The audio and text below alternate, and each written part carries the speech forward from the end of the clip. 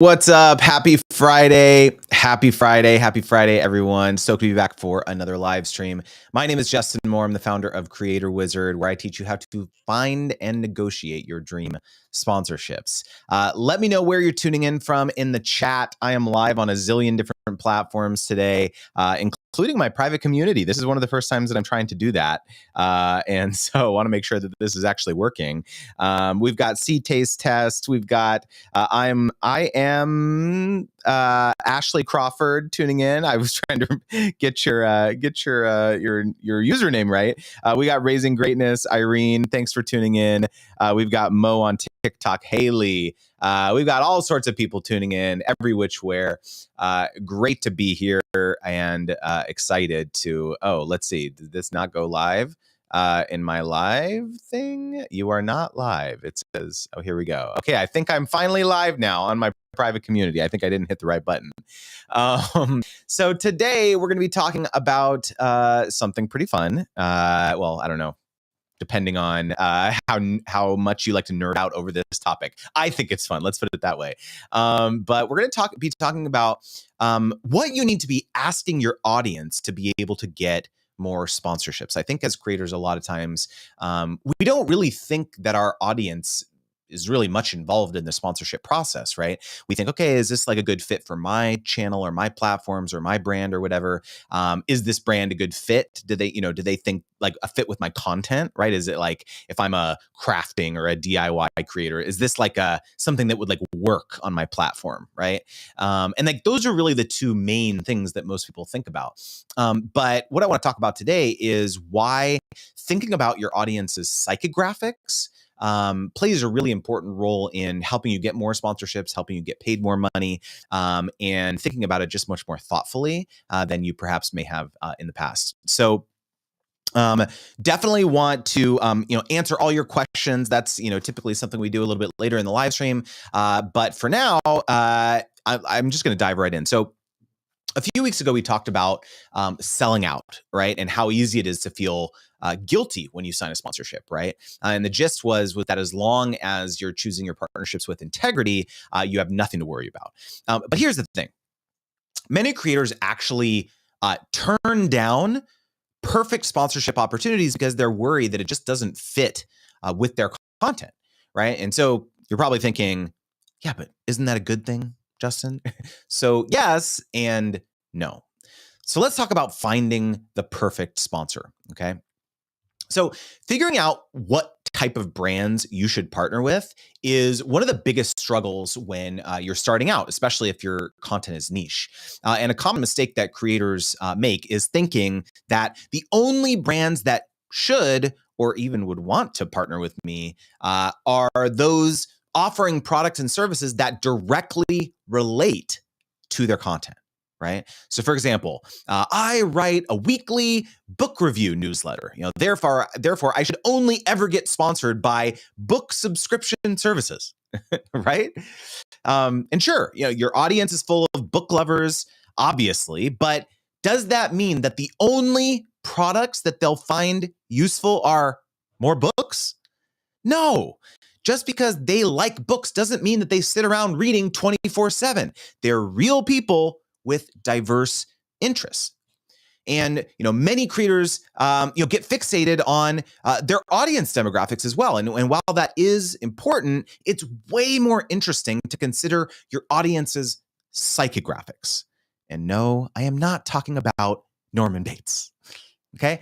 So what are psychographics? So your audience's psychographics are literally their psychological characteristics. It's about who they are and what they want.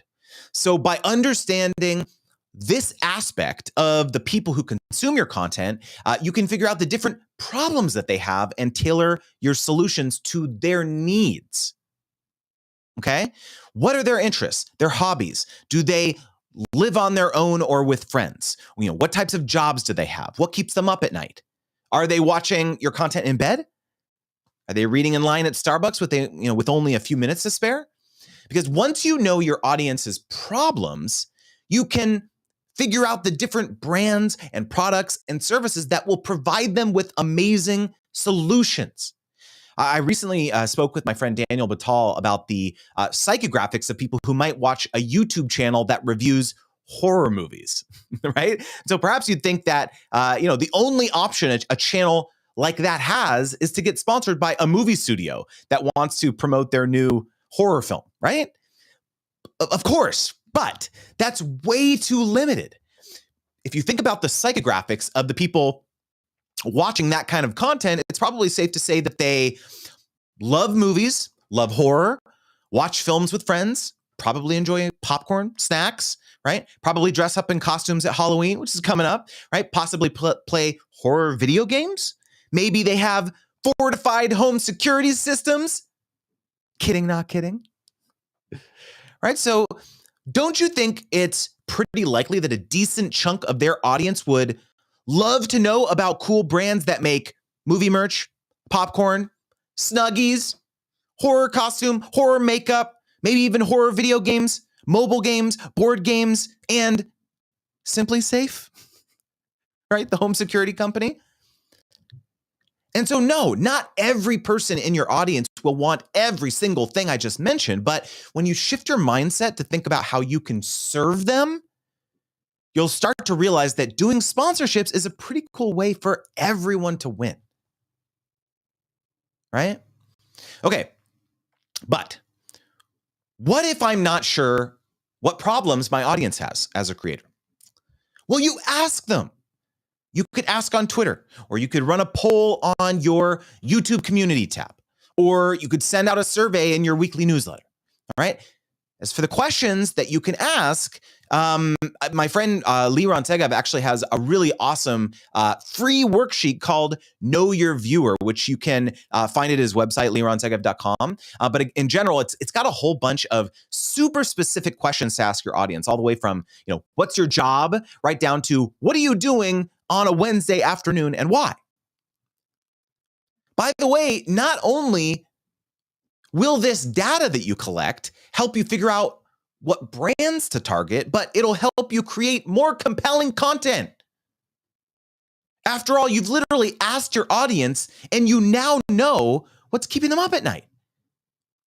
So wouldn't it give you just kind of that warm and fuzzy feeling to know that you helped solve their problem with your amazing content and that you connected them to a great brand? I thought so. Right? So let me know in the comments, after thinking through this mindset shift around psychographics, let me know with hindsight if there's any deals that you may have turned down recently that you wish you'd actually taken. So hopefully this was helpful. Let me know in the comments if you as you're thinking through some of the, problems and desires and interests for your own audience, or actually, if you've ever done this yourself, let me know in the chat, because I'd really be curious to hear, what that experience is like, and did it impact or change some of the things that, the ways in which you've approached your content or the brands you've worked with and so on. We've got Paul Jameson tuning in all the way from ATL. We've got El Jefe Reviews. What's up, Jeff? We've got DN Fam. What's going on, man? We've got Cal Barton. We've got Andy. We've got Catherine Chavez, Chavadia. So nice. She said, yay, I'm glad I caught you live. We got Aaron Dodge. What's up, fam? And Cal Barton said, I submitted my post-campaign report and asked the sponsor for a testimonial. Doing the extra work feels good. Proud of you, Cal. Proud of you, my man. We got Shannon, Skip to My Life. Go, Justin. We've got Break Even Books. I reached out to a sponsorship opportunity from your newsletter today. Crossing my fingers, they go for it. Boom. Proud of you, man. Congratulations. That's awesome. We got Fourth Born Child. Catherine said, just landed my first paid sponsorship. Boom. That's huge. Congratulations. That is amazing. Tech Audit TV said, I could do a sponsorship on toilet paper and my core audience of PC gamers would love it as long as I make it fun. We all got to wipe. I mean, why not, bro? Why not, man? Shannon Skip to My Life says, just surveyed my audience on YouTube Shorts and half love/half hate. From this, I learned they are not on the cutting edge of trends, so I can relax. Interesting. Very interesting. Yeah, and let me know in the comments, what are your, I also love talking about wins on Fridays. Like, what were your wins for the week? Obviously, Catherine said she got her first paid brand deal. That is huge. I remember that. Like there are two, I've mentioned this before, but like there's two highs that I chase generally when I create content and when I'm helping folks on social media is that very first thing that you just mentioned, Catherine. It's like shifting from getting a bunch of free products and getting a bunch of like gifted offers into that first moment where you actually get compensated to talk about a brand. It's like, it's like this amazing moment. Because I remember that first moment for April and I way back in the day, like 10 years ago when we first got our first paid deal. And it was just like, it really unlocked our minds to the potential of what our business could be down the line. And fast forward, a decade later, it's just like, it's just amazing, like what the life that we've been able to build for our family, and just absolutely loving our work, and it's just, honestly, I can't think of a better job, honestly. And it, not to say it's not stressful. Obviously, it is, the ups and downs and the uncertainty, and just like needing to be adaptable and to changing circumstances and so on. But yeah, it's just been amazing. And so that's the first high, is like from gifted to paid, right? And then the second one is helping people realize like how they can go from, let's say, charging $1,000 for a partnership to 10,000, right? And realizing like you don't actually have to do 10 times the amount of work to get paid 10 times the amount of money, right? And so helping folks understand like how you actually craft a proposal that the brand will get so excited about, and understand why they would actually compensate you this much higher amount. That's the other high I chase, because it's like the unlock in a lot of people's minds and businesses and lives when they can make that transition, is even more potent and powerful, I find. So yeah, let me know in the chat what your wins are for the week.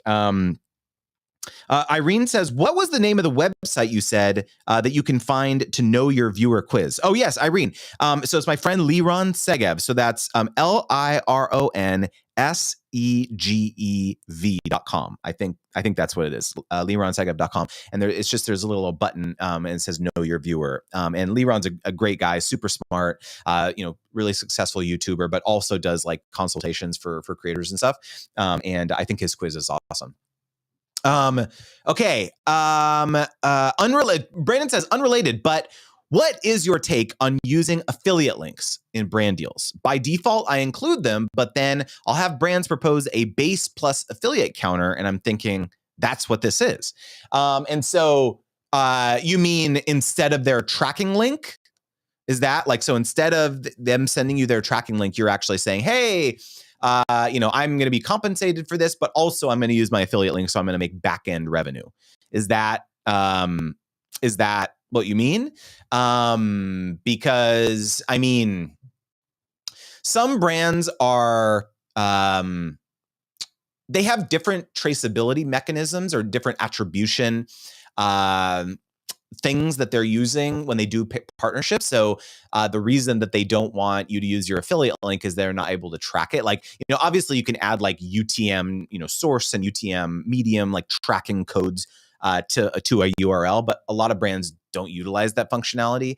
And so that's why they need you to like follow their system to, again, they're not just partnering with you. That a lot of times that's what it comes down to. So like you wanting to use your affiliate link, they have not everyone is doing that, or not everyone is as savvy as you. And so they want to standardize the way in which they're tracking all the different creators that they're partnering with on a given campaign. And so you asking to do something that's slightly outside of the norm is just like throwing a wrench in their system. And I think that oftentimes is like, it feels dumb as a creator, because it's like, come on, it's not that big of a deal. But to them, it's like they get flustered and they're like, well, no, that's not how we do things. We have a certain way of doing things at our company. And so please, I just need you to follow the procedure or whatever. Right. And so oftentimes it comes down to that. But, I think that's it. Oh, and Brandon says, no, they will use the affiliate to counter my price. So instead of say 2,000, they would say, well, what about 1,000 plus commissions? The tracking stuff I've got no problem with. I gotcha.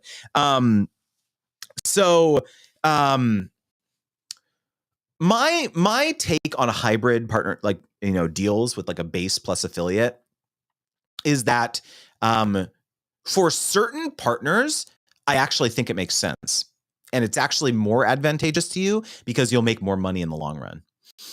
Especially if the commission split is very favorable, or it's a very high volume product, or it's one that you know is within your core wheelhouse.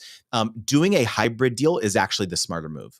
And it's one that you know that you're going to continue to promote. Like maybe it's something you include in your YouTube description boxes every single video you upload because it's something that your audience is always using and always buying and so on.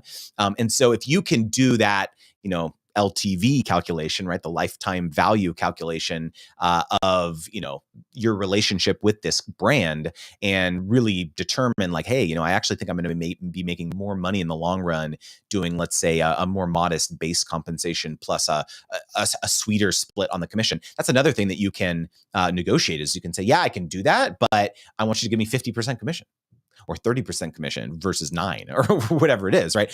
Totally reasonable to like say, hey, I'm willing to do this, but like, hey, let's talk about sweetening the back end or something like that. So I think that there is some scenarios where that makes a lot of sense. I have been offered in the past, this is something I turned down, but like, for example, there are certain like software tools, access to certain reporting dashboards and mechanisms and stuff in like my past life, where subscriptions, these are like brands who are purchasing subscriptions to these like very high-end software programs. And it's like annual cost to subscribe to it is like $30,000.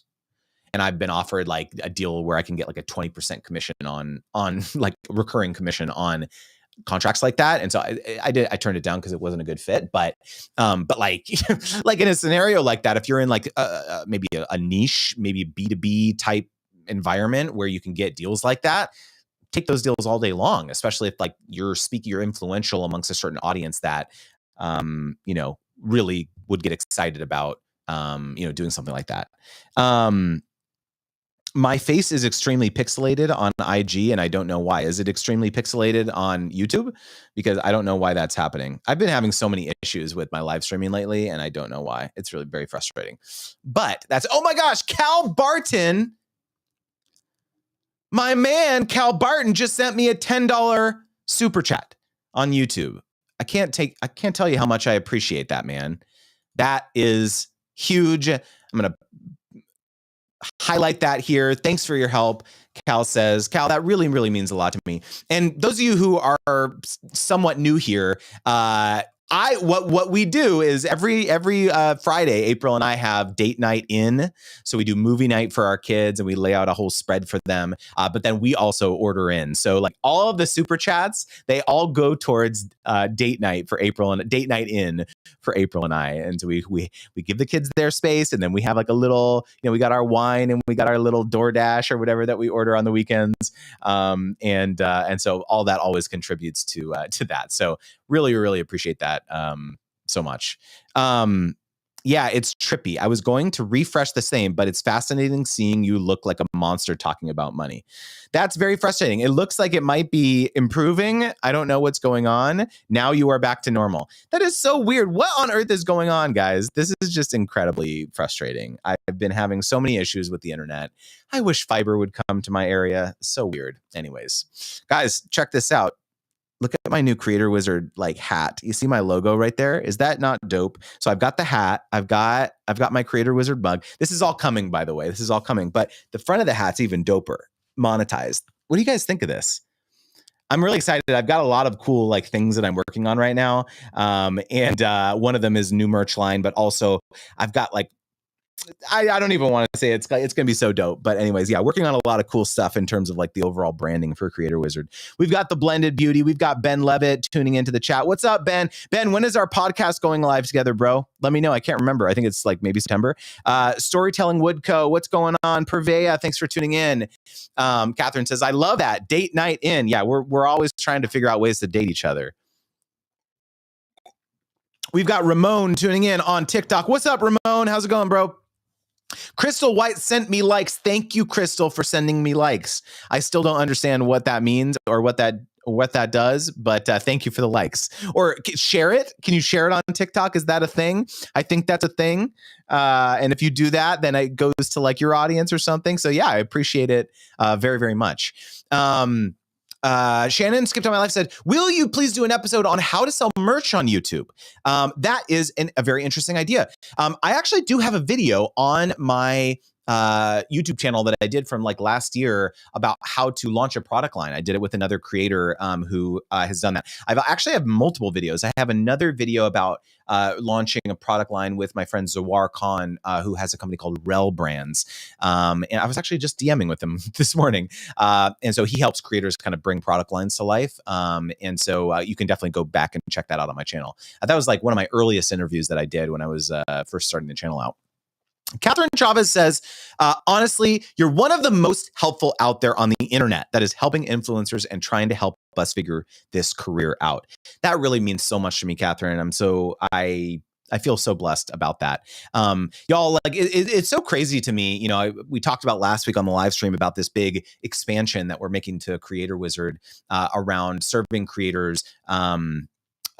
Who have owned platforms, not just social platforms. So in addition to YouTube, TikTok, Instagram, blog, all this, Facebook, Pinterest, Amazon, and so on, I am now, like the business, we are now going to be serving creators who have built their business and influence on owned platforms. So podcasters, people who run communities, people who have newsletters, people who have courses, and so on. And so because there's just so many opportunities to make a lot of money with sponsorships doing that. And in fact, when I announced this officially in my newsletter yesterday, immediately I had people who booked one-on-ones with me who previously thought that I couldn't help them. Isn't it so amazing? We've talked about on this live stream about how people cannot pay you, they can't compensate you unless they realize that you can actually help them. Because unless you advertise that they can, it could be something as simple as like, book me for a one-on-one, and you have a link in your email, or you link in your bio, or link in your newsletter, or whatever. And people didn't realize that you could do that, right? Don't make it, a lot of times it's the thing where it's like people will DM you and be like, can I hire you for like a coaching or consulting or whatever? And it like, it takes the person who is like, confident, like a prospective customer, it takes them to like reach out and do that. But a lot of people will never do that. A lot of people would never DM you and be like, hey, can I like hire you? Because they just don't want to they're just nervous, or they just don't have the confidence to like do that. But once you advertise that like, hey, this is something that I do, you kind of productize it and you wrap it up in this neat little thing. Like, here's the buy link. Click here and send me money. Enter your credit card. Until you do that, there's going to be a whole swath of prospective customers or clients of yours that will come out of the woodwork, because now you have a very easy path for them to actually hand over money to you. Whereas before, they would have never known that you would be down to do something like that, right? Paul Jameson said, one-on-ones with Justin are the best. I have done 4 calls so far. Unlocked so much for me, Paul. I think you probably have the record. I don't think I've had anyone else do 4 with me. I think I maybe have someone do 3. Yeah, I've had someone else do 3. But yeah, you hold the record right now with 4 one-on-one calls. So I appreciate you so much as always, man. Appreciate it. Love working with you. Okay. Let's see. We got a question from Ramon in TikTok. Ramon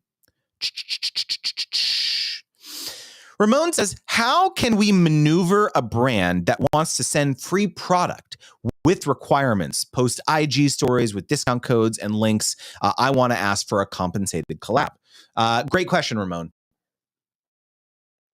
Okay. So let's talk about the mindset shifts, first of all, that you need to have around this whole scenario, right? Because where you're at right now in this situation is the brand is over here thinking that the only value that you can provide to them is talking about them on your social media platform. And if people actually ultimately sign up or drive sales with this coupon code or the tracking link or whatever that they share to you, that's the way in which they're going to be compensated for you getting the free product, basically, right? This is in their mind, this is an equal bargain. Otherwise, they wouldn't reach out, right?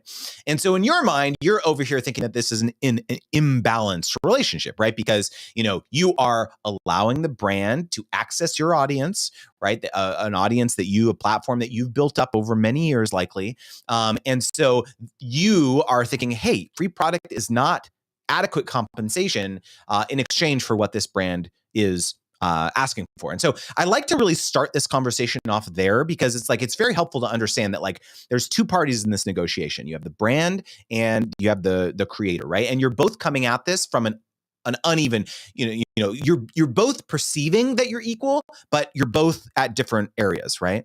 And so when you go back to the brand and say, hey, you actually have to pay me, remember, the brand has this mindset like, hey, what we're offering is fair. And you're at the mindset that like, no, that's not fair, right? And so their first instinct is to be like, well, other creators are like cool with this. So what's so special or what's so unique about you? Right? That's where they're coming from, right? And so it's easy for creators to get very frustrated and angry about that because they're just like, well, how dare the brand? How dare the brand? Like just trying to screw creators. They're trying to take advantage of us. But remember, the brand is coming at this from a very different mentality. And so it's your job. This is the first mindset shift, is that it's your job to actually educate them and help them understand why their perspective is unreasonable, right? You don't say that. You don't say, hey, you're being unreasonable. It's like, no, you have to understand and value stack about all the different things that you're going to do for them that differentiate you from other creators out there, right? So it's not about just, being like, hey, you should pay creators. Like, how dare you, right? Because then you're not going to accomplish anything at that point. The onus is actually on you to articulate why they have to compensate you. So this could take several different forms, but again, you have to be a detective. You have to ask questions first before you actually, put together your proposal, so that you can, provide to them something that they get excited about based on what they tell you. So, for example, let's say that the brand says, "Oh, when you say, hey, sounds really exciting. I'd love to learn a little bit more about some of your goals as a brand." Right? Have you worked with creators in the past? Tell me a little bit about how that went. Can you send me? Can you let me know a little bit of information around what types of content has performed best? Like, have you done much on TikTok before? Have you done much on IG? Have you done much on YouTube? Like, does long form content perform best? Does like short, like Instagram stories where you can do swipe ups, where it's like you're trying to drive a very specific action? Is that what you're looking for? Are you actually getting the rights to repurpose this content from the other partners that you're giving, just doing free product exchanges for? Actually, that if that's something that's interesting to you about getting extended mileage out of these assets that I can create for you, so that you can go ahead and repurpose these, post them on your social platforms, use it for paid advertising, and so on. If that's exciting to you, I actually specialize in those types of collaborations that require an investment. Let me know if you'd like me to send over some options so you can see what that looks like, some packages, some tiers, and so on, right? And so it comes down to, again, differentiating yourself. I will say that my next course, which I'm releasing in just a couple weeks now, called Gifted to Paid, very aptly, is going to be a very long meditation all around this challenge. How do you convert free product offers from brands into paid partnerships? It's going to be my first fully on-demand course, a bunch of videos and downloadables and checklists and worksheets and so on, talking all about this stuff. Because what I have found is that free product offers take many different forms. So, brands will say, join our ambassador program, join our affiliate, become an affiliate. Here's a gift card, right? Our product is expensive, so that should be compensation enough. Or brands will say, hey, we just want to do a trial first, and then if it goes well, then we can discuss compensation. No, right? But it's like all of these, and there's a bunch more that I talk about in the course, but like, to lots of creators, all of this is like different versions of, hey, we're not going to pay you. Right. And so creators get mad. But in reality, and what I'm going to be teaching y'all in this course is that you should be saying different things based on the different scenarios that they're actually discussing, that they're actually offering. Right.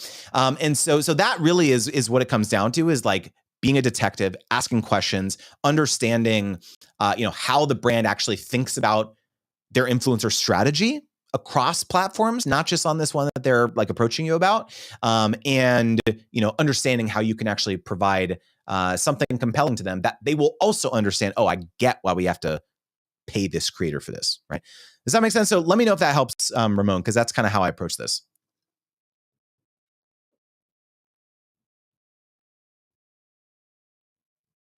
All right. We've got Just Call Me Nikki turning in on the on IG as well. We've got Pro Vinci. Steph on TikTok is asking, when sending a brand an email to get added to the PR list, should I include my social accounts? Good question. So we actually haven't talked much about this. Is like, what is the value? Like, should you be trying to get on PR lists, like free products, free samples, and things like that? Is that going to set a bad precedent potentially for you to actually get paid in the future? So if Steph, if it's okay, I'd love to address this point first. And in my opinion, actually getting on PR lists is a very, very good thing.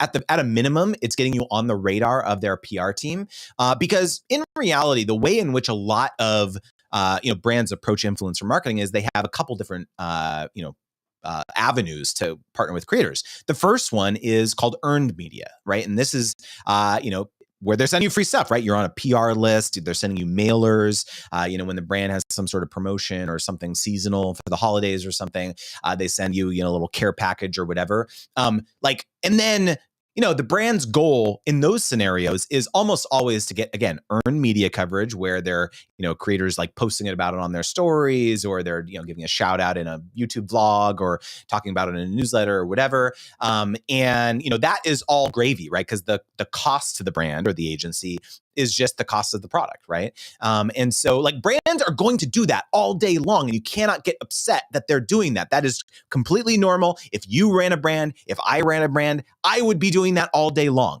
The point is, the difference is that they're not asking you for a whole set of deliverables in exchange for getting the mailer. They're saying, hey, we'll send you this mailer, this PR thing, but you got to post about it, right, in return, right? That's not what I'm talking about. This is more like building goodwill amongst your community. And so that's earned media. And then the next one is paid media, right? This is where brands are actually compensating influencers to talk about them. There is a set of deliverables. And in my experience, when a brand, any brand with two brain cells has both of these strategies, okay? They've got earned and they've got paid, okay? And they understand that there's value in both, and you have to allocate different resources and budgets to both, okay? And so in reality, the first pool of creators, the first pool of partners that they're going to go after when they are looking to recruit for paid campaigns is their pool of people who are getting mailers and have been talking about them organically on social media. Because those creators, those businesses are already bought into the vision and the mission of the brand and the product, right? Now, I'll make one quick caveat, which is that there are certain strategies that brands have where they will actually go after like cold partners. Partners who have never heard of their brand, never tested out their products. And so, if you've ever seen another creator like do a partnership with the brand and you're like, that creator's never used that product or brand, how dare they partner with them? I'm over here doing it for free and they're paying that person who's never, right? I've seen that, I've heard that, I get it. But this is a strategy in place that some brands will have is like, okay, for this Q3 or this, Q4 thing, we're going to go after perhaps some creators that are a little bit outside of our normal zone. We're trying to tap into potentially a new audience. And so we're going to go and compensate some people to talk about us who maybe have not been familiar with our brand in the past. And that is like a strategy that they employ. But in my experience, I would say more like 75 to 80% of the time, the first place that they're going to go, a brand is going to go when they go to, like launch a new campaign, they're going to go to their existing pool of creators that are on their PR list, or a list of of creators who has been authentically talking about them on social media already. Maybe they didn't even send anything to that creator, but the creator loves the brand so much that they've been like tagging them in posts and things like that. So again, like, I just wanted to address this first point, which is like, is being on PR lists even valuable? Like, is that going to set a bad precedent? In my experience, no.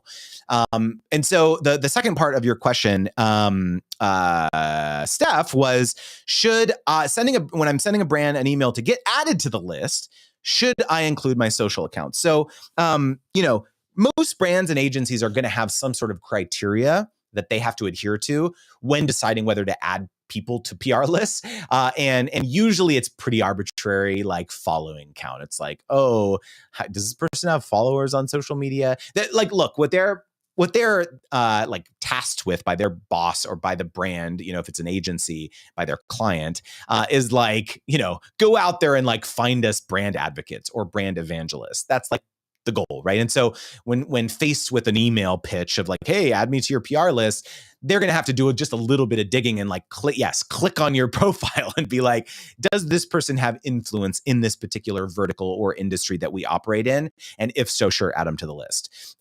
If you what I would actually suggest would be a better approach would be to actually send them a piece of content where you've either name dropped the brand or you've talked about, something related to their industry or their category, to show that you have credibility. And so if you maybe are at the outset of your creator journey and you don't have like a lot of followers per se, but you do feel that let's say your content is very compelling, you can craft very compelling hooks and messages and so on, I would say that it's probably more impactful to send a specific piece of content and say, hey, love your brand. I actually talked about you, or I talked about, our industry or whatever. Here's the TikTok, or here's the YouTube video, here's the blog post or something. That's probably more impactful if you're kind of at the beginning of your journey. So hopefully that helps, Steph. That's kind of the way I look at these things.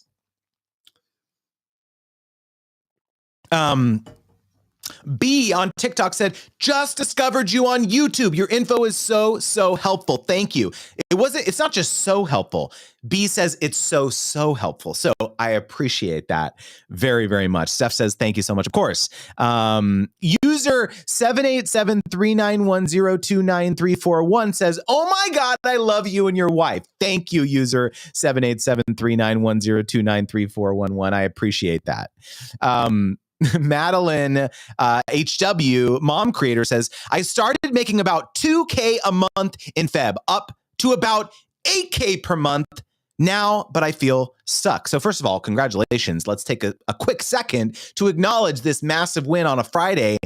You went from 2K a month to 8K a month in 6 months.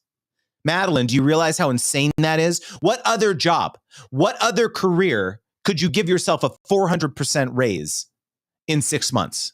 Anyone know? Let me know in the chat any other career. And no, don't tell me day trading, because you could easily lose 400%. Okay, so I just want to quickly acknowledge that. That's amazing, Madeline. Let me know what you feel stuck about. Let's talk it through. Are you talking about like you feeling you're at an income plateau, a growth plateau on your platforms? Let me know, because we can talk it through.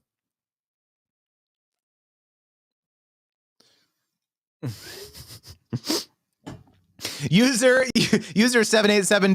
says, not you reading my whole username. Well, of course, if you don't want me to read your whole username, you got to like give yourself another username. But I just thought it would not be appropriate to not read the whole username. Okay.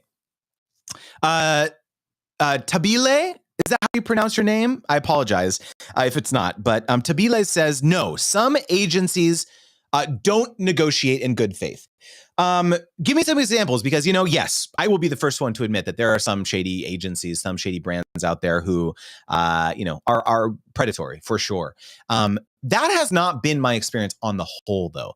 The majority in my experience, again, if you are approaching this professionally, if you are approaching this as a creator who understands that this is a business transaction and that there is a back and forth, there is a certain level of compromise associated with doing brand partnerships, that a lot of agencies are very, very reasonable. Like, again, I've done probably over 1,000 sponsorships by now between my personal brand and the agency. And so it's been our experience that like most agencies are great, honestly. But yeah, there are some, definitely have been some ones that have been shady, but just have kind of not worked with them anymore after having that experience. There's this one agency, I won't name any names, but there's this one agency that just consistently lowballs creators, and it just drives me nuts.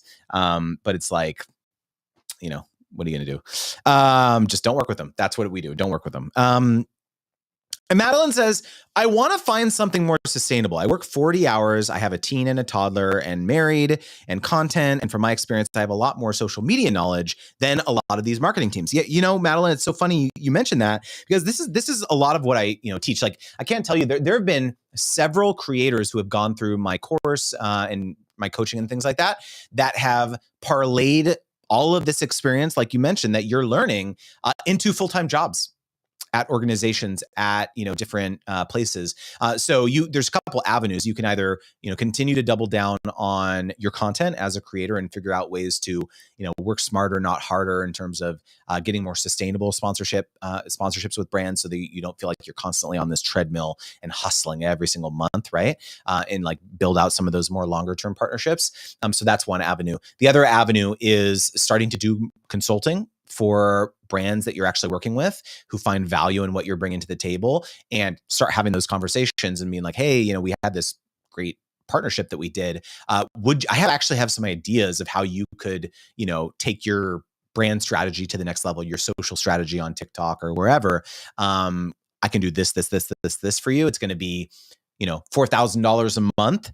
You don't have to go out and hire another full-time employee to do this. I can do this for you. So perhaps you can, back your way into situations where you're developing some pretty nice incremental revenue streams for yourself that don't involve you actually posting content, right? So that's one thing. And then the third avenue, I think, would just be starting to think of some other passive income streams or other diversification efforts for your own creator business. So beyond just creating content or beyond sponsorships, but more like affiliate, revenue streams, and direct monetization streams of your audience, maybe courses, coaching, starting a newsletter that you can also have sponsorships on, and so on. So direct, merchandise, things like that. And so I think where you're at, if we were to do a one-on-one coaching session and kind of talk through all this, that would be kind of some of the things that we would explore, because 100% acknowledge that this is a challenge for a lot of creators, where they like get to kind of this, right, like flirting with 100K a year, and now it's like, what's the inflection point? How do I actually push through this ceiling to get to 2, 3, 4, 500K? And so like this is a lot of the stuff that I kind of help creators with and think through. The interesting thing is that I absolutely love talking about this stuff, because this was like my like original vision for Creator Wizard, but like I called it the business of being a creator. That was my tagline for when I first started, and before I actually really doubled down on sponsorships, but I really believe that this is like sponsorships is like my Trojan horse, because it's like I can really help you get really good at this one thing that is very high impact for a lot of creators, but then that will then allow me to talk about a lot of these other different things that are also very important to have a sustainable career as a creator. That honestly, this is it's coming full circle, because it's one of the reasons why I'm expanding Creator Wizard as a business now, to focus on to focus on both social creators as well as owned platform creators, because I think I'm so excited about this cross-pollination that's going to be happening in the next cohort of the course, because just to have newsletter authors and community managers and people who have podcasts in the same room as TikTokers and YouTubers and Instagrammers and so on, to learn from each other, all who are monetizing their business through sponsorships. I had just the wildest experience yesterday, where I had not a social media creator, someone who like has a community of like a bunch of software developers, hired me for a one-on-one yesterday, because their primary monetization mechanism is sponsorships. Wouldn't you know it, right? And so it's like, imagine the amazing like lessons that I think everyone is going to be learning from each other, through this next cohort, because of this shift to the business. And so, yeah, like I just, again, it's so important to, broaden your perspective, broaden your mindset about what's possible. And in my opinion, one of the most powerful ways to get ideas about your own business and your own industry is to borrow from other industries, borrow from what other people are doing in completely different spaces. So if you as an Instagrammer or you as a TikToker could learn from someone who has like a private community of like 10,000 people and learn about all the different ways in which they're making income as a creator, right? The definition of what a creator is so broad now. Like to me, that's the spice of life. That's the exciting thing. And so just getting everyone in that room, I'm just really excited about.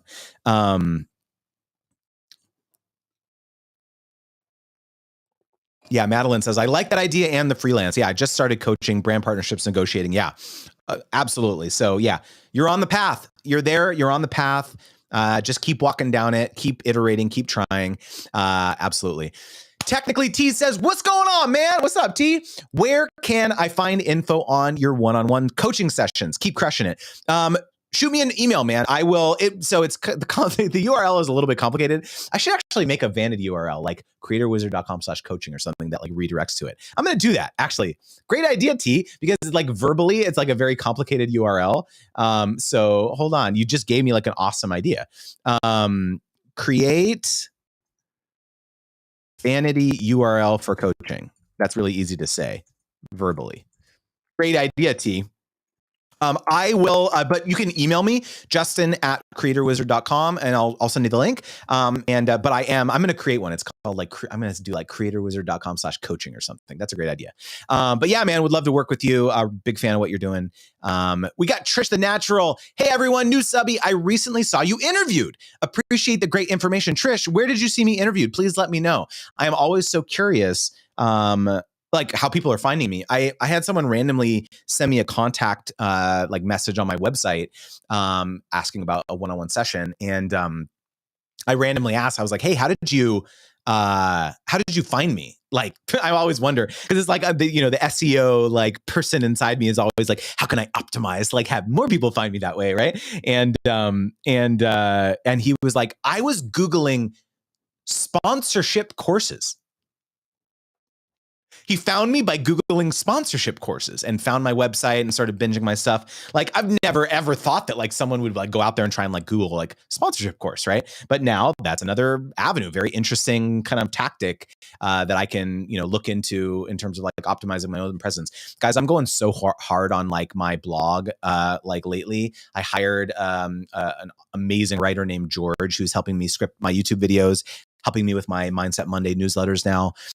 And we're repurposing those, turning them into blog posts. There's just so many exciting and interesting things that I've been so shocked because I'm a, social media creator first, like that's, YouTuber first. That's where I came from, that world. And so, it's been so fascinating to me to see how many people actually learn through the written word. That's the format that they prefer to learn from. So they're Googling stuff like, how much do I, they're not on YouTube, they're not on social media, like searching for this information. They're Googling, how much do I charge for a brand deal?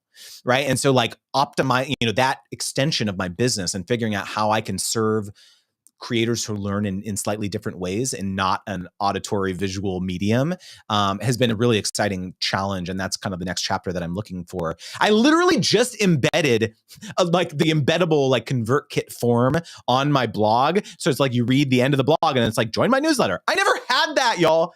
2 years later, I literally never had that. It's like, what's wrong with me? But I finally figured it out. And so now it's on the website.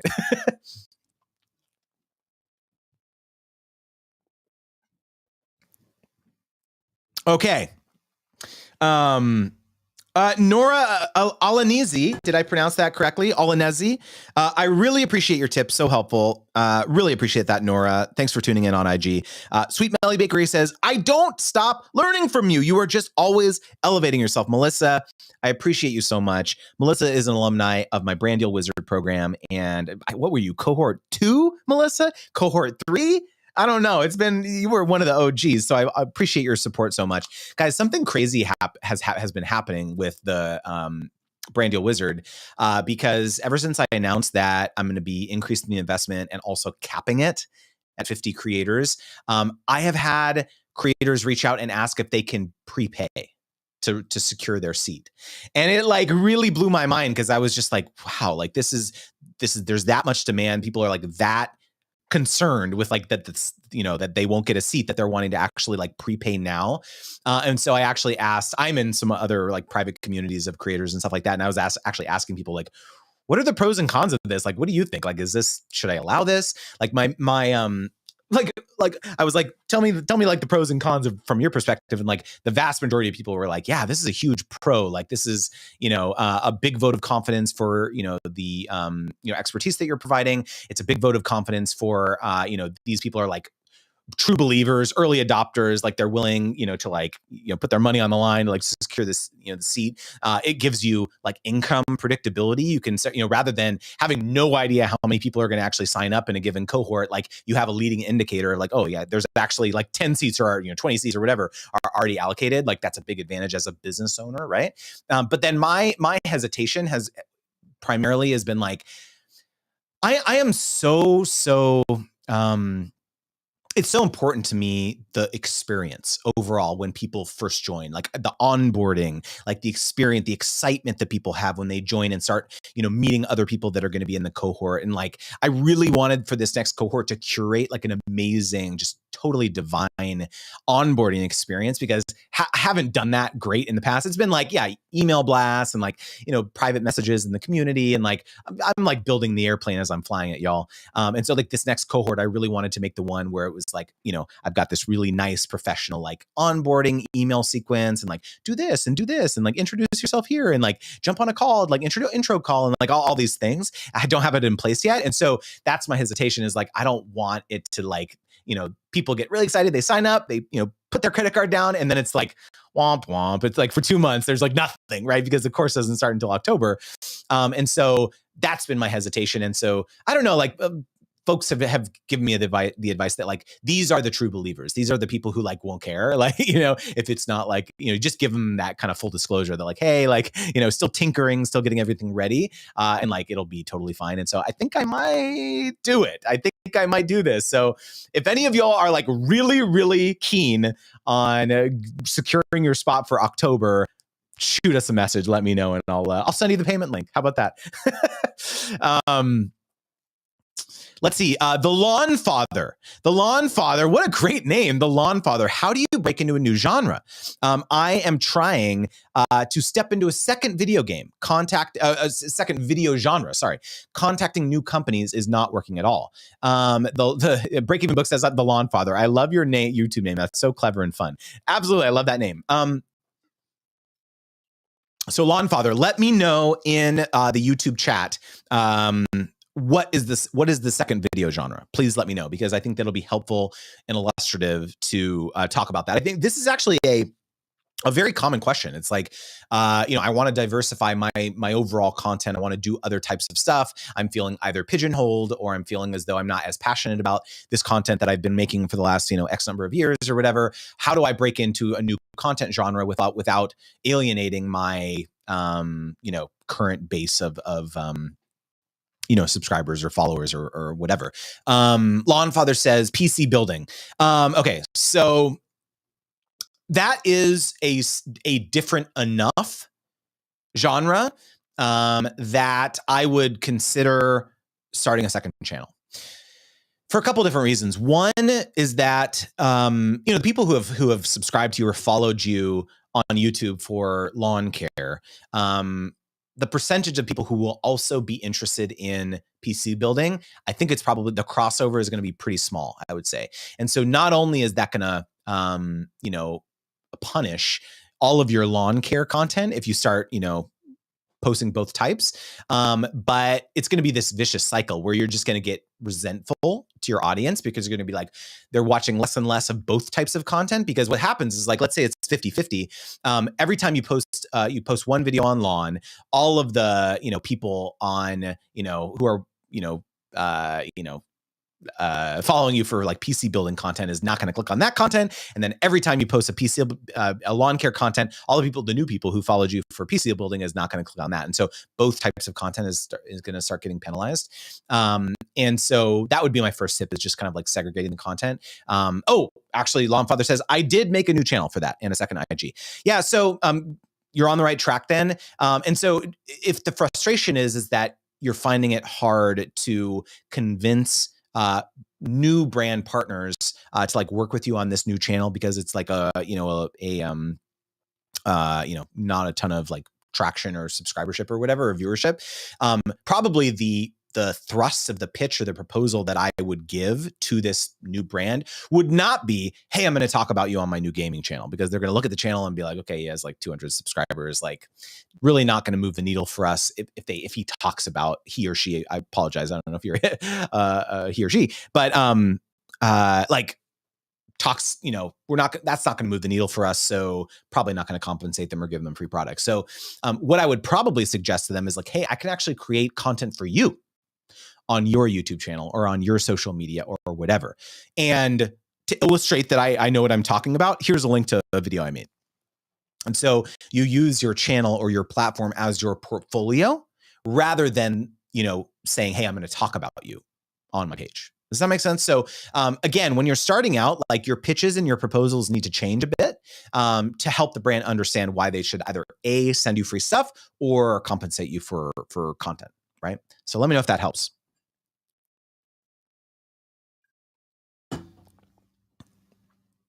Yeah, Law and Father says, I never thought of that. Thank you so much. Of course. Melanie Ortiz says, like your April and Justin TV channel. Thank you, Melanie. I appreciate that. Let's see. Chris says on TikTok says, any advice on how to negotiate longer term partnerships for more money? Great question. So one of the things I like to talk about first, Chris, when it comes to creating long-term sustainable partnerships with brands is that put yourself in the brand's shoes, first of all, right? Because if you've never worked with the brand, it's going to be very difficult to convince them to actually compensate you for a longer-term deal. And the reason is that they've likely been burned in the past by creators that they're working with for the first time. And so they're really nervous about locking in a long-term thing with a creator who they just don't have any experience with. What happens if they forge a partnership with you and you're super unprofessional, you're super demanding, you're not great to work with. Every time, the brand asks for, a very small edit to the content or whatever, you're like, how dare you? No, I'm not going to do that. You're violating my creative genius or whatever, right? It's like, believe me, like a lot of brands have had that experience. And so I believe that it's more fruitful to have these long-term partnership conversations with brands after you have done one really awesome partnership. And then the brand, it's so much easier to have that conversation with the brand because then now they get it. They're like, oh my gosh, like this partnership was amazing with this creator. Of course, we're going to entertain this proposal that they're giving for us about, doing a 3, 6 month, 12-month thing with them because it's like now we have an understanding of like, yeah, this is going to be a good thing for us in the long run. So a lot of creators just want longer term partnerships at the outset. And don't get me wrong, there are some brands who are willing to make that bet, like, hey, yeah, let's sign a 12-month deal, even though we've never worked with this one. But in my experience, you're going to be hard pressed to find a lot of brands who will be willing to make that kind of long-term commitment without first seeing like what your work product actually looks like. If that makes sense.